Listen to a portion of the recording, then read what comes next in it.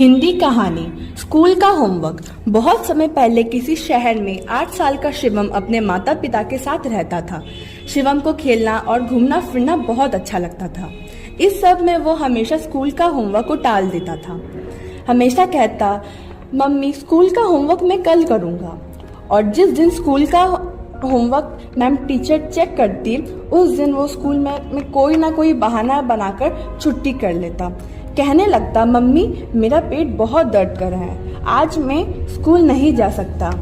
जब उसकी मम्मी कहती, ठीक है शिवम, आज तुम घर पे ही आराम करो। ऐसे ही बहुत दिनों से चल रहा था। फिर एक दिन अचानक टीचर ने क्लास में सभी बच्चों से कहा, बच्चों कल मैं आप सभी की तीनों सब्जेक्ट्स इंग्लिश, हिंदी और मैथ्स की नोटबुक चेक करूंगी, इसीलिए कल सभी बच्चे अपनी नोटबुक लेकर आएंगे। सभी बच्चे ने सुनकर एक साथ कहा, अच्छा टीचर। शिवम का दोस्त अंकित जानता था कि उसकी कोई भी नोटबुक कंप्लीट नहीं है। उसने शिवम से कहा, शिवम अब तुम क्या करोगे, तुम्हारी तो कोई भी सब्जेक्ट की नोटबुक्स कंप्लीट नहीं है। इस पर शिवम ने कहा, मुझे पता है और इसलिए मैं कल स्कूल की छुट्टी कर रहा हूँ। यह सुनकर अंकित हंसने लगा, परंतु अंकित ने शिवम की बात टाल दी। और फिर हमेशा की तरह अगले दिन शिवम फिर पेट दर्द का नाटक करने लगा। कहने लगा, मम्मी मेरा पेट बहुत दर्द कर रहा है। मम्मी आश्चर्य में पड़कर बोली, आज फिर से?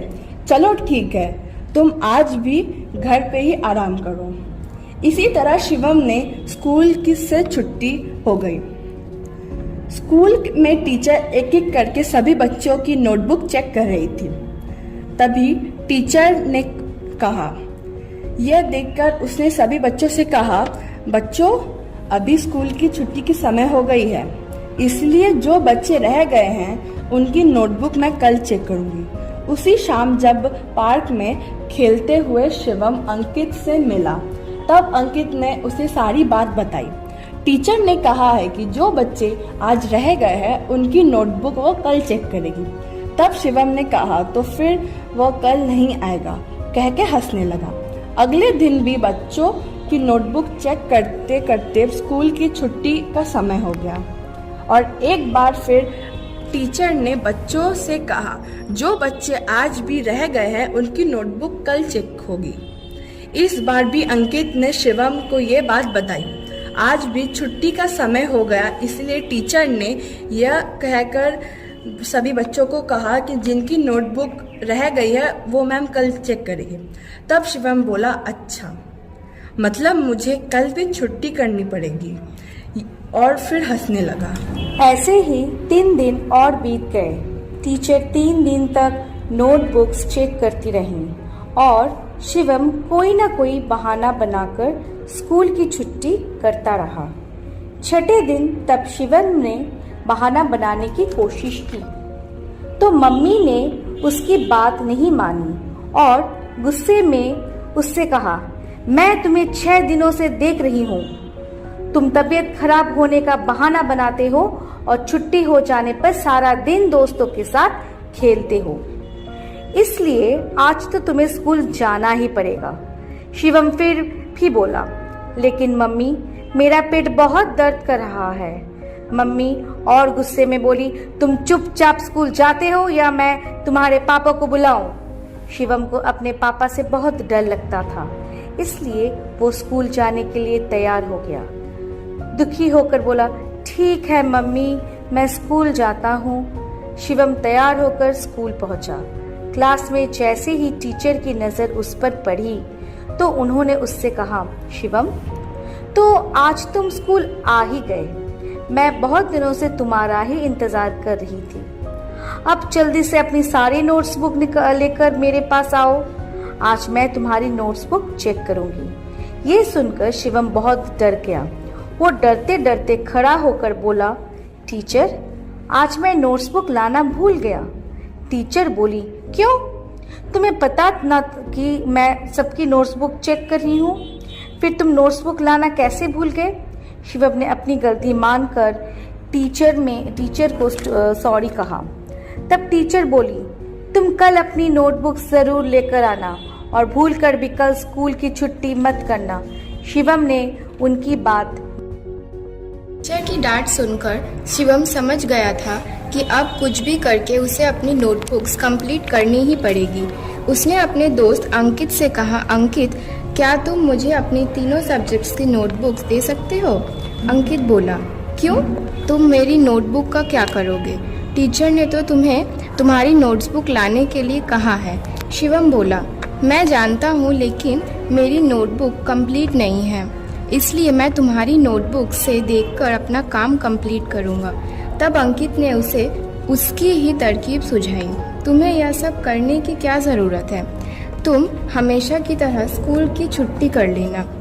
शिवम समझ गया और बोला, नहीं, मुझे लगता है कि मैं इस काम को अब और नहीं टाल सकता, इसलिए मुझे अब यह काम करना ही पड़ेगा।